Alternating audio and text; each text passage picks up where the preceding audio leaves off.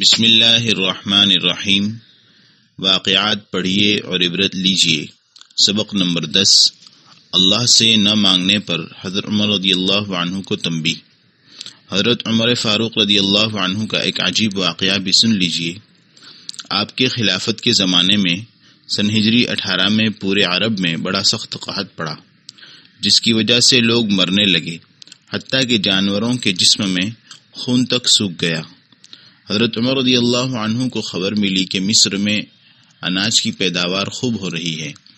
آپ نے وہاں کے گورنر حضرت عمرو بن عاص رضی اللہ عنہ کو خط لکھا کہ یہاں حجاز میں اناج کی کمی ہے اور مصر میں اس کی زیادتی ہے، اس لیے تم یہاں والوں کے لیے اناج روانہ کرو۔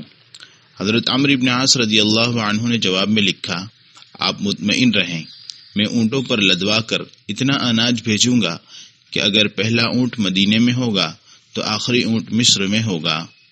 غرض یہ کہ اناج آیا اور حضرت عمر رضی اللہ عنہ نے اس کو تقسیم کر دینے کا حکم فرمایا، اور لوگ آ کر اناج لے جا رہے تھے۔ ایک صحابی حضرت بلال بن حارث رضی اللہ عنہ جو جنگل میں رہتے تھے، انہوں نے جب اناج کے بارے میں سنا تو چاہا کہ وہ بھی آ کر اناج لے جائیں۔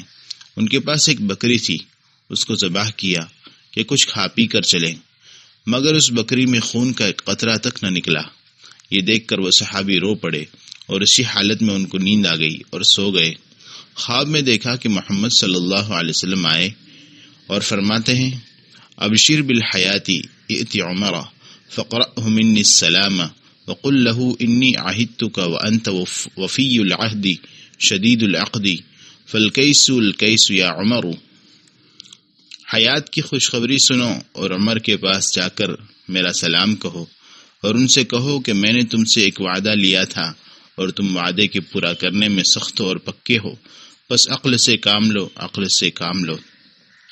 حضرت بلال ابن حارث رضی اللہ عنہ حضرت عمر فاروق رضی اللہ عنہ کے دروازے پر حاضر ہوئے اور ان کے خادم سے فرمایا کہ حضرت عمر رضی اللہ عنہ سے رسول اللہ صلی اللہ علیہ وسلم کے ایلچی کے لیے اجازت لو۔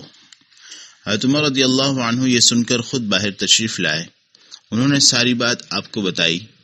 حضرت عمر رضی اللہ عنہ گھبرا گئے اور باہر نکل کر لوگوں کو جمع کیا اور منبر پر کھڑے ہوئے اور فرمایا کہ میں تم کو اللہ کی قسم دے کر پوچھتا ہوں کہ کیا میرے عمل میں آپ حضرات کوئی بات بری اور ناپسند دیکھتے ہیں؟ لوگوں نے کہا کہ نہیں۔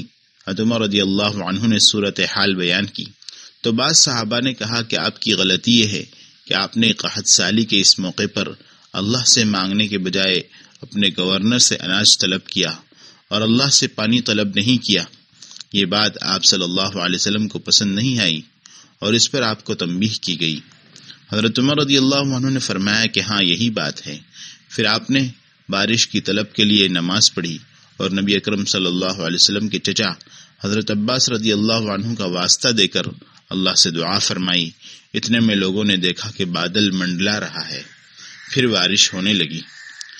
اس واقعے سے معلوم ہوا کہ اللہ ہی کی طرف ہر معاملے میں رجوع کرنا چاہیے، کیونکہ اللہ ہی حاجت پوری کرنے والا اور مشکل دور کرنے والا ہے۔ کوئی نبی اور ولی، کوئی پیر اور فقیر، کوئی مولوی اور عالم، کوئی شیخ و صوفی نہ کسی کی بگڑی بنا سکتا ہے، نہ کسی کی حاجت پوری کر سکتا ہے اور نہ مدد کر سکتا ہے۔